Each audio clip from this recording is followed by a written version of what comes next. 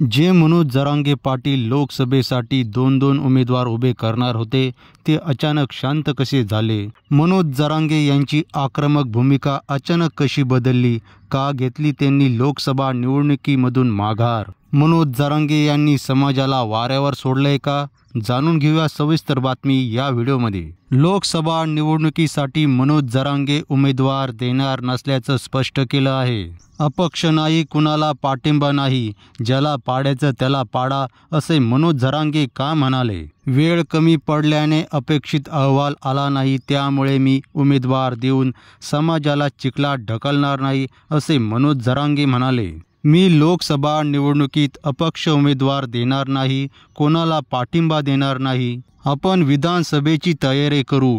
मराठा समाजाच्या आरक्षणाच्या बाबत सगळे सोयऱ्याची अंमलबजावणी जे उमेदवार करतील त्यांनाच पाठिंबा द्या, असे मनोज जरांगे म्हणाले। मनोज जरांगे यांनी गावागावातून आलेल्या अहवालावर चर्चा करण्यासाठी शनिवारी बैठक बोलावली होती।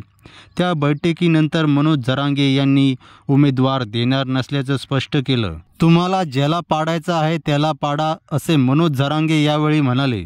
आरक्षण आणि लेकरांचे वाटोळे होऊ नये म्हणून लोकसभेसाठी अपक्ष उमेदवार द्यायचा नाही, असे मनोज जरांगे म्हणाले। मराठा समाजाच्या आरक्षणासाठी आपण विधानसभेची तयारी आत्तापासूनच करू, असे जरांगे पाटील म्हणाले। मित्रांनो, निवडणुकीतून माघार घेण्याचे कारण नेमके कोणते आहे? याबाबत येणाऱ्या काळात काय कारण आहे हे स्पष्ट होईलच।